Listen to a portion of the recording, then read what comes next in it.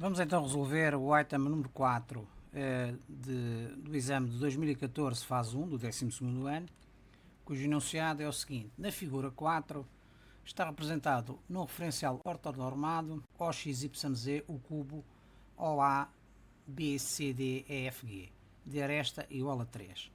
Sabe-se que o ponto A pertence ao semieixo positivo do eixo dos X. O ponto C pertence ao semieixo negativo do eixo dos Y. O ponto D pertence ao semieixo positivo do eixo dos Z. O ponto H tem de coordenadas 3, menos 2, 3 e seja alfa a amplitude em radianos do ângulo AHC. Determine o valor exato de seno ao quadrado de alfa sem utilizar a calculadora. O que nós pretendemos aqui saber é um ângulo formado entre duas direções no espaço. Portanto, o que devemos recordar desde logo é o produto escalar, porque nós sabemos que o produto escalar dá para calcular o cosseno do ângulo formado entre dois vetores. Portanto, cada vetor é representado representa uma direção. Se pretendemos então o ângulo AHC, que é este ângulo alfa, o vértice do ângulo coincide com o ponto H. E então, para que possamos aplicar o produto escalar, não podemos esquecermos de que os dois vetores têm que ter um ponto com uma origem comum. Neste caso, o ponto H coincidente com o vértice do ângulo.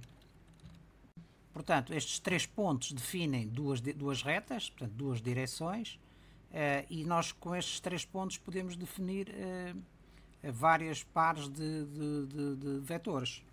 Vamos analisá-los um a um. O primeiro par será o vetor CH e o vetor AH, que não nos interessa. Não nos interessa porquê? Porque tem um ponto comum, mas o ponto comum é a extremidade e não a origem que nós pretendemos. Se quiséssemos calcular o produto escalar destes dois vetores, isto como extra problema, o que é que seria necessário? Seria necessário fazer a translação de um deles para a origem do outro.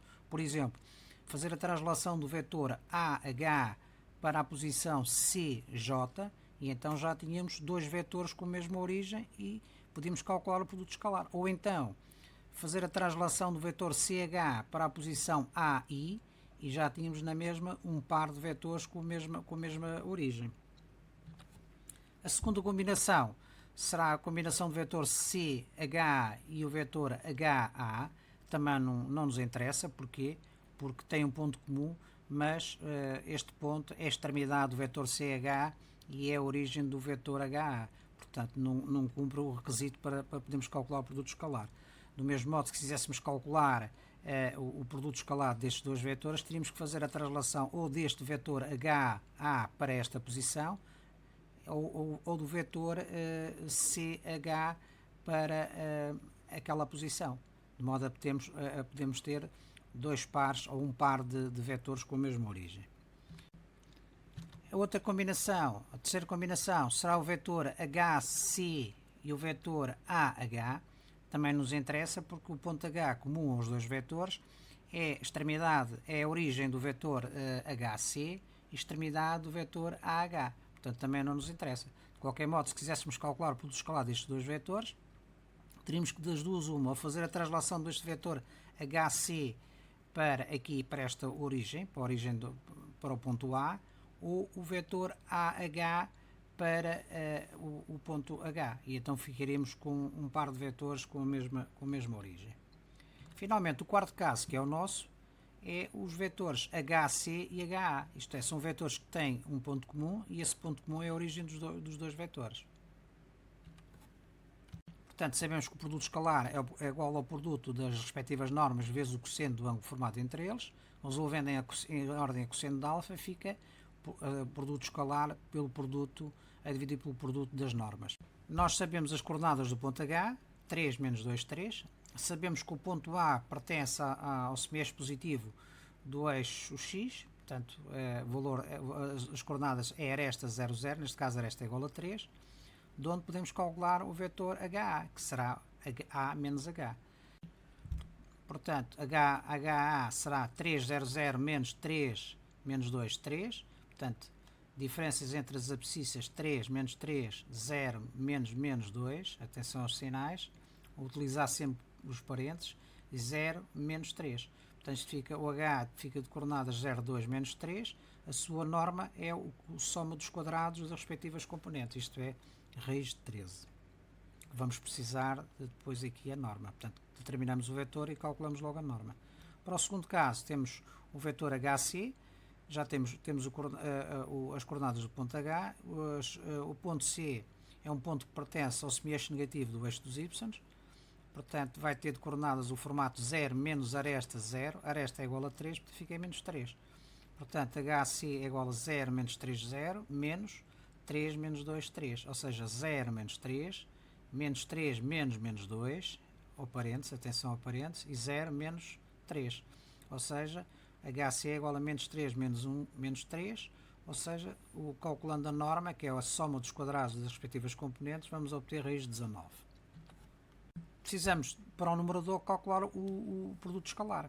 O produto escalar é o produto, é a soma dos produtos das respectivas componentes, isto é, temos o vetor HA de coordenadas 0, 2, menos 3, o vetor HC de coordenadas menos 3, menos 1, menos 3, fica 0 vezes menos 3, atenção a parênteses, mais 2 vezes menos 1, mais menos 3 vezes menos 3. Desenvolvendo estes cálculos, nós obtemos o produto escalar igual a 7. Portanto, o quociente do cosseno de alfa vai ser igual ao produto escalar pelo produto das normas, raiz de 13 vezes raiz de 19. Nós não vamos racionalizar isto porque não há necessidade. Nós o que pretendemos é calcular o seno de alfa. E como é que vamos calcular o seno de alfa? Lembramos logo da equação fundamental da trigonometria. Seno ao quadrado de alfa mais cosseno ao quadrado de alfa é igual a 1. Nós temos o cosseno e levando ao quadrado podemos substituir nesta expressão e vamos resolver em ordem a seno. Portanto, fica seno ao quadrado de alfa mais o cosseno de alfa, que é 7 sobre raiz de 13 vezes raiz de 19 ao quadrado, é igual a 1. Portanto, o quadrado de uma fração é o quadrado do numerador a dividir pelo quadrado do denominador. Neste caso fica 7 ao quadrado e o quadrado do denominador é raiz de 13 ao quadrado vezes raiz de 19 ao quadrado. Simplificando o índice com a raiz, obtemos 13 vezes 19, que é 247. Resolvendo em ordem ao seno ao quadrado, fica 1 menos, está a somar, passa para o outro mesmo, a subtrair, menos 49 sobre 247, ou seja, seno ao quadrado de alfa é igual a 198 sobre 247. É exatamente o valor que nos foi solicitado no nosso problema. Vamos então ver dinamicamente no GeoGebra este produto escalar.